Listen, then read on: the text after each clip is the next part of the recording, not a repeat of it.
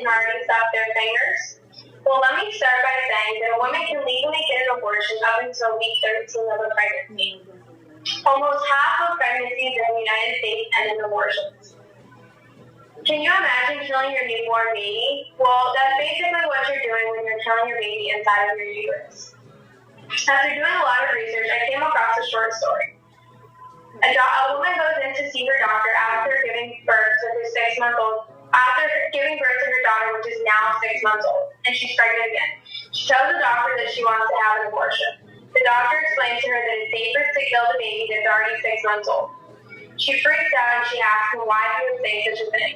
He explains to her, well, since you've already given birth to a baby and you're going to have an abortion, it's safer to just kill a baby that's already born than it is to kill the one that's inside of your uterus. Not only are you causing harm to your body, but you're also killing the baby, which makes it worse.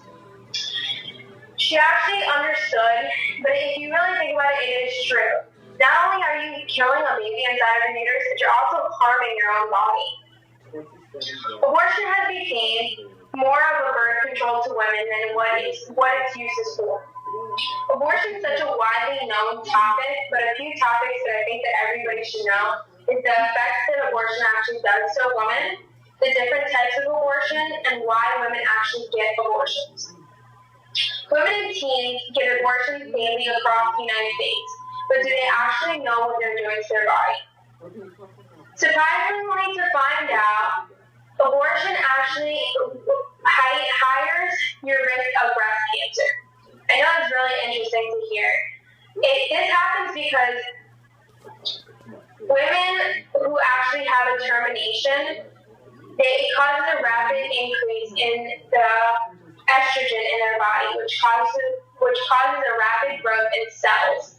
The rapid growth in cells actually goes to the breast tissue. It actually makes it easier to get breast cancer.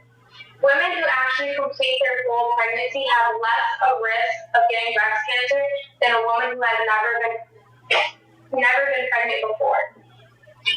It also causes infertility. It causes infertility because of the scarring that it actually does to your uterus after giving an abortion, and it makes it a lot harder to get pregnant. Due to all the scarring the damage that your uterus has gone through, your uterus, it doesn't want to take pregnancy.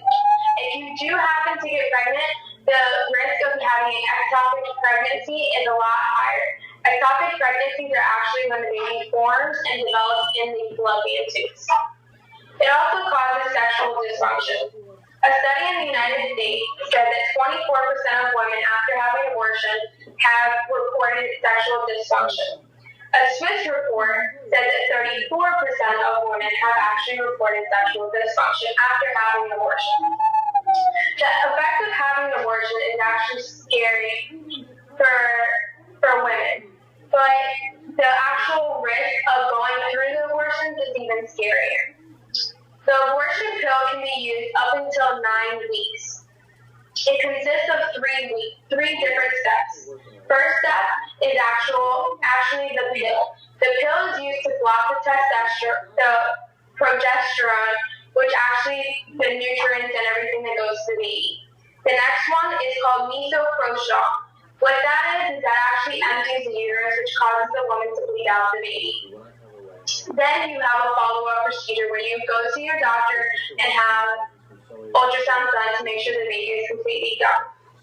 The next kind of abortion is a suction aspiration. This is a powerful suction with sharp edges that they use after they dilate your uterus to actually suck the baby out limb by limb, piece by piece. Then there is what we have called a D&E, dilation and evacuation.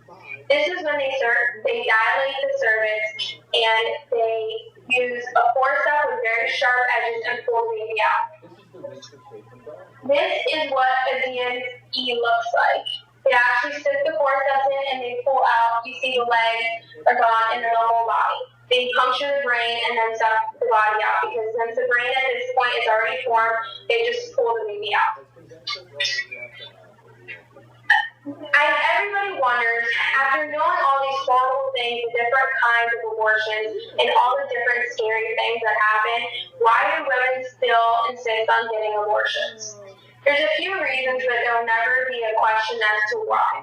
One of them is due to relationships. Being divorced and a one-night stand happens to be a strong point of why women get abortions. Also, teenagers. Teenagers just going out on a limb having sex also causes a lot more increase in abortions. A child is a living human being, even if they're only in your uterus. You were once a fetus in your mother's body at one time. What if you were aborted? Here's a picture of a baby that has actually been aborted. These are actually two hands lying on a piece of dime. This baby was actually aborted.